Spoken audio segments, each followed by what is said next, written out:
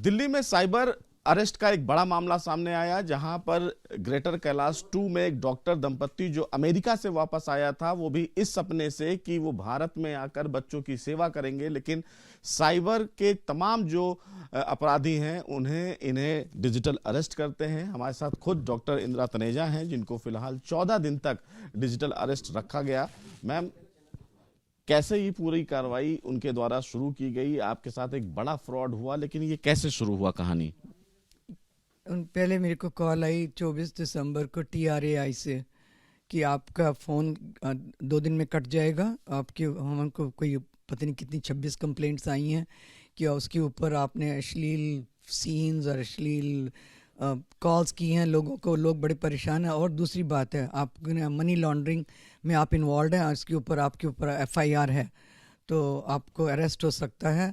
मेरे को कोलाबा पुलिस से कनेक्ट आपको करते हैं, तो आप उनसे बात कीजिए, वही आपको सर्टिफिकेट ऑफ क्लियरेंस दे सकते हैं। तो बस उसके बाद फिर पुलिस ने थ्रेट करना शुरू कर दिया। बोला कि एक नरेश गोयल है, ये आप उनको जानती हैं? मैंने कभी वीडियो कॉल, पहली ऑडियो कॉल थी, और फिर उसमें दिखाया मेरे को।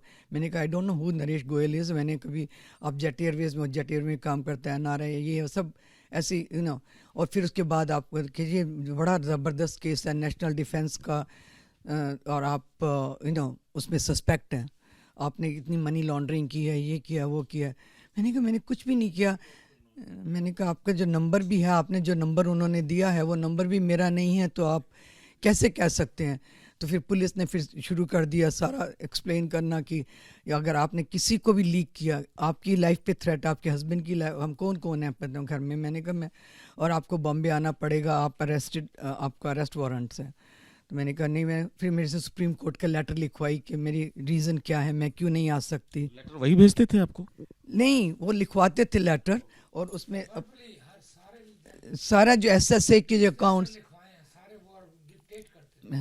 तो और उस लेटर सुप्रीम कोर्ट को लिखो कि मैं क्यों, की रीज़न है। ओके, हम आपको हेल्प कर सकते हैं, आपको क्लैरिफिकेशन पर आपको आपका अपना अकाउंट्स जो है सारे पूरे 1-1 रुपए तक का वेरिफिकेशन देना पड़ेगा, नहीं तो वो फ्रीज़ हो जाएगा। जो भी आपके म्यूचुअल फंड्स हैं, जो FDs हैं, ये है वो है, सारा बैंक अकाउंट्स। तो सारा उन्होंने इन्फॉर्मेशन लेके, और उसके बाद और फिर एक और लेटर लिखवाई कि SSA, मेरे को नहीं पता था SSA की मतलब हम आपका जल्दी से जल्दी, नहीं तो ये इट टेक्स मैनी मंथ्स, और हम आपको बेल नहीं, हम आपको रिलीज़ करेंगे, क्योंकि बेल करते हैं तो फिर आपको फिर under care of the police रहते हैं। हम आपको कम्प्लीटली, मैम हम आपको, और आप इतना अच्छा काम करें, ये करें वो करें, ये आप तो हेल्प कर रही हैं इंडिया में, ऐसे ऑल मतलब भ्रमित किया आप? इतना भ्रमित किया कि दिमाग एग्जैक्टली। और ऊपर जब बोलते हैं कि तुम्हारी वाइफ, तुम्हारे हस्बैंड पे भी, तुम पे भी बाहर नहीं जाना है, तो उनकी लाइफ थ्रेट है, क्योंकि जब नरेश गोयल को पता चल जाता है कि किस किस को उन्होंने ट्रेस कर लिया है, तो उसके अपने बंदे भी, पर हमारे बंदे भी पेट्रोल कर रहे होंगे, पुलिस के बंदे भी। मैंने कहा हमको कैसे पता चलेगा, लोग क्या बोलेंगे? तो कहते नहीं, आपको बाहर जाना नहीं है, ये नहीं है। बहुत हाउस अरेस्ट ही रखा कुल मिला के? 15 दिन हाउस अरेस्ट रखा। तो फिर डॉक्टर साहब को भी डॉक्टर साहब आपको भी इस पूरे मामले में उन्होंने शामिल किया? मेरे को ये प्राइमरी सस्पेक्ट थी, तो जब पैसे की बात आती थी निकालने को, सिर्फ इनसे बात करते थे, पर मैं हमेशा घर में था, तो मेरा फ़ोन वो बात करते रहते थे, और जो भी ये अगर बाहर गई है तो मेरा फ़ोन ऑन है, तो अगर मैं इनसे या किसी से बात कर रहा हूँ उसको ट्रैक करते थे। और अगर हम बच्चों को कॉल कर रहे हैं तो उस वक्त ये दूसरा फ़ोन ऑन कर देते थे कि हाँ आप कॉल कर सकते हो, मैम डोंट वरी, आप कॉल कर सकते हो आराम से। पर वो सब सुन रहे थे, और फिर पूछते थे आपने किसी को नहीं बताया, किसी को, क्योंकि अगर किसी को भी बता देंगे तो आपके ऊपर ये कार्रवाई की जाएगी और आप अरेस्ट हो जाएंगे। सुप्रीम कोर्ट का भी उन लोगों ने एक बड़ा सीन, पूरा सुप्रीम कोर्ट उसका जज बैठा हुआ था, और वाइट शर्ट पहन के आना ये और वो, और उनके कैसे बैंक जाती थी आप लोग पैसे निकालने, तो क्या वहां भी वॉच करते थे वो लोग?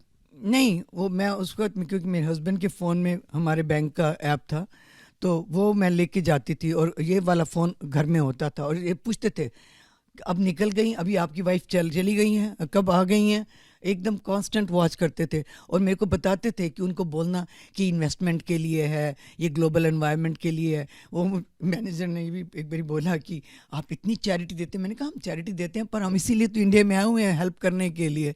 तो पर 2-2 करोड़, आई मीन एक्चुअली पर क्योंकि बैंक मैनेजर हमारा इतना 11 साल से रिलेशनशिप है, तो उनको पता है कि हम अपना ट्रस्ट वगैरह में भी सब करते हैं, इतनी हेल्प करते हैं स्कूलों में या सब जगह। तो उन्होंने कभी न सोचा कि इन्हीं की मनी है, चलो देना चाहते हैं तो देते हैं, और उनके हस्बैंड इन्वेस्ट करना चाहते हैं तो वो क्या कर सकती थी। और ऐसा भी हुआ कि मैनेजर उस वक्त ट्रेनिंग में गई हुई थी, जो जूनियर मैनेजर्स जो 2 थे, एक ने सस्पेक्ट किया ये भी इन्वेस्टमेंट के लिए, ये भी इन्वेस्टमेंट के लिए, दूसरे वाले ने बोला ये चैरिटी के लिए। तो आई मीन उनको कुछ लग रहा था, उनको लग रहा था उस टाइम। लग रहा था, पर लास्ट मिनट तक उन्होंने कोई और नहीं कुछ किया। उनको ये पता था कि आप चैरिटी करती हैं, शायद इसलिए उन्होंने आपको नहीं टोका। इसीलिए नहीं टोका बस, पर इतना बुद्धू, इतना इंसान को हिप्नोटाइज कर दिया, इतना थ्रेट दे दिया कि हमने किसी को लीक नहीं किया, किसी को हमारा समझ नहीं पाया, नहीं समझ नहीं पाए। आपको कब लगा कि आपके साथ फ्रॉड हुआ? आप थाने भी गई, उन लोगों ने पुलिस वालों के साथ भी बदतमीजी की? हाँ न, उधर जब मैं इसलिए बोलती हूँ कि भगवान की इतनी कृपा हुई कि मेरे को थाने भेजा गया, पर वो भी because I'm we are with the Vedanta for the last 20 years, we are on Gita Upanishads and all. तो मेरे को ये लगा कि ये भी भगवान का रूप था कि जिसने मेरे को भेजा वहाँ पे, क्योंकि हम तो आराम से बैठे थे। अब उन्होंने बोल दिया आप रिलीज हो गई हैं, आपकी मनी रिफंड हो जाएगी। हाँ, और सारा ड्रेन हो गया। 14 करोड़ और 85 लाख और पैसा नहीं था। तो तब उन्होंने कहा कि अब आप बैंक जाओ, थाने जाओ और वो कोड रिलीज कर दे बस। और हम गए तो फिर उसके बाद उन्होंने डिसअपियर हो गए। थाने गई तो क्या हुआ? मैं जब थाने गई तो मैंने पहले वो दिखाया, जो लाइन उन्होंने लिखवाई थी 4 लाइनें, कि वो PMLA एक्ट 2002 का अकॉर्डिंग IRB से आपको रिलीज मिला होएगा। हाँ, तो आया होएगा उधर। उनको तो ये भी नहीं पता था कि कौन सा यहाँ पे थाने में जाऊंगी। मैंने कहा यहाँ से तो CR पार्क का ही थाना है, तो मैं वहीं पे गई। नहीं अभी चले जाओ, मैंने कहा हम स्कूल जा रहे, नहीं पहले अभी उधर चले जाओ। साइबर वालों ने बोला, जो आपको वो कर रहे थे? बोला हाँ नहीं अभी आप चले जाओ, और खाली आप जाओ, मेरे को बोला, इनको नहीं बोला, इनको फ़ोन पे रखा हुआ था। मैं गई वहाँ पे जब, तो वहाँ पे पुलिस वाले उनको समझ नहीं आ रही थी कि क्या बोल रही है, क्या है। तो फिर उन्होंने बोला कि SHO को बुलाते हैं। तो SHO आई, तब तक वो जो DK गुप्ता जो हेड बना हुआ था उन तीनों पुलिसमैन का, वो जिसने बोला था मेरी रेपुटेशन ख़राब हो जाएगी अगर ये 50 लाख नहीं डालोगे, मैंने इतना आपके लिए रिलीज़ इतना किया है, और इस पॉइंट पे आके you can be in trouble.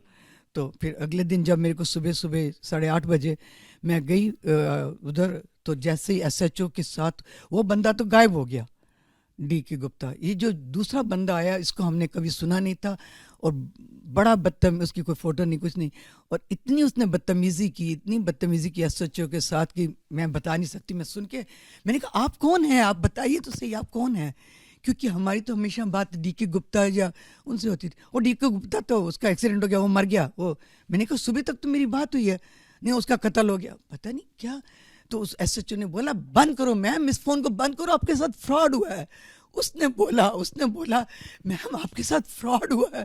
तब नेचुरली फ़ोन बंद किया, और उसके बाद उसी वक्त उनकी साइबर क्राइम की पुलिस वो सारी। मेरे को कॉल आया कि उनको देर क्यों लग रही है, आप उनको कुछ जल्दी करें और जाएं वहाँ से। हाँ, क्योंकि मेरे को सर्वेलेंस कर रहे थे। कहा अपनी बीवी को बोलो बंद करे और जाए जहाँ जाना है। जब आपको बोला है तो तब उनको पता चल गया कि कुछ हो रहा है, तो इसीलिए उन्होंने बोला। तो तभी मैंने ड्राइवर को बोला, मैंने कहा सर और वो फाइल प्लीज़ क्योंकि उस फाइल में सारा मैंने नोट लिखे हुए थे, प्लीज़ वो जल्दी से लेके आओ। तो फिर ये थाने में आए। तो टोटल कितना फ्रॉड हुआ? लगभग 14 करोड़ 85 लाख। तो अब फिलहाल क्या मांग है आपकी सरकार से, पुलिस से? that we should get our money back, hard earned money of our lifetime. हमने ये सारी सेविंग की थी कि हम अपने ट्रस्ट में लोगों को, बच्चों को स्किल डेवलपमेंट में, स्कूलों में लैब्स बनवानी है, कमरे बनवाने हैं, और मैं उनको जैसे नर्सिंग में भेजना है, हम भेज रहे हैं सब अपने ट्रस्ट के थ्रू, सोलर पैनल्स, कमरे, लैब्स, और सब उन बच्चों का जाके मैं चेकअप करती हूँ। यूपी में जटारी में स्कूल, इधर RSS के सेवा धाम स्कूल में। और मेरे को ये भी जब मेरे को बताना पड़ा कि हम स्कूल तो वो कह रहे मैम आप इतना ये कर रही हैं, आपको तो हम पॉडकास्ट करेंगे, हम बताएंगे इंडिया को कि आप इधर से आके, और 11 साल से हम यही सेवा कर रहे हैं। मैंने 50 स्कूलों में जाके 200-300 बच्चों को हेल्थ एजुकेशन पे सब अवेयरनेस दी हुई है। तो बस जब से आए हैं 11 साल से यही कर रहे हैं। तो नहीं मैम आप तो इतना बढ़िया काम कर, हम तो आपके लिए आपका पॉडकास्ट करेंगे, हम इंडिया को, they brainwashed you so badly that you don't know। कोई किसी के साथ ऐसा ना हो प्लीज, हम ये बोलते हैं, और हमारा पैसा, हमारा हार्ड अर्न मनी वापस आ जाए। सीधे तौर पर देखिए, ये ऐसे बुजुर्ग दंपत्ति डॉक्टर्स थे जो अमेरिका से भारत आए और गरीब बच्चों और स्कूलों में लोगों का भला करना चाहते थे, लेकिन जितनी कमाई थी उन पूरे पैसे को साइबर अरेस्ट के द्वारा फिलहाल ठगों ने ठगा, और अब फिलहाल इस पूरे मामले में दिल्ली पुलिस ने FIR दर्ज करके जांच शुरू कर दी है। लेकिन बड़ा सवाल यही है कि साइबर अरेस्ट के इस पूरे वारदात को देखें तो किस तरह लोगों को ब्रेन वॉश करते हैं, और अपने आप में पूरा जो गाढ़ी कमाई होती है वो फिलहाल इस तरह के दंपत्तियों को शिकार बनाकर कहीं ना कहीं पूरा पैसा हड़प लेते हैं। बहरहाल अब इस पूरे मामले में दिल्ली पुलिस जांच को लेकर आगे बढ़ रही है। जी, बात आपको बताती हूँ कि परसों जब रात को शाम को 4 बजे के बाद कनेक्ट नहीं हो रहा था, और मैंने उनको लिख रही थी, तो उन्होंने बोला, जब मेरे से बात हुई सुबह, हाँ नहीं वो कल साइबर अटैक हुआ था तो उसमें वी वर बिजी हो। और 1-2 बारी उन्होंने बीच में ये भी बोला, कल नहीं वो पहले, कि वो एक मिनिस्टर का मनी लॉन्ड्रिंग का केस है, उसमें हम बिजी हैं, और ये है वो है। It looked all very sincere, and और I respect army, I respect police, really I respect them। तो जब इतने तुम पीछे एम्बलम बना हुआ है, कोलाबा पुलिस, ये वो और सब कुछ इतना absolutely, and they were talking very decently and very, माता जी हम आपके बेटे हैं। मैंने कहा I got 3 more betas, I do not know। Servants आपको भी सोता था तो हमको वॉच कर रहे थे, बेडरूम में वॉच कर रहे हैं, तो बाद में म्यूट पे रख देते थे कि अगर आप उठो, वो अपने को म्यूट करते थे। आपको म्यूट नहीं, आप लोग म्यूट नहीं कर सकते। नहीं हम नहीं म्यूट कर सकते थे, वो अपने आप को म्यूट करते थे। वो विक्रांत म्यूट, तो एक मिस्टर विक्रांत, एक समाधान पवार, एक ये DK गुप्ता। तो सीधे तौर पर दिल्ली पुलिस इस पूरे मामले में जांच कर रही है। देखना है दिल्ली पुलिस इस पूरे मामले का खुलासा कब करती है। लेकिन बड़ा सवाल यही है कि ग्रेटर कैलाश में ये धोखाधड़ी का बेहद सनसनीखेज और चौंकाने वाला मामला है। वीडियो जर्नलिस्ट राजेश कुमार के साथ सुशील पांडे, AVP न्यूज, दिल्ली।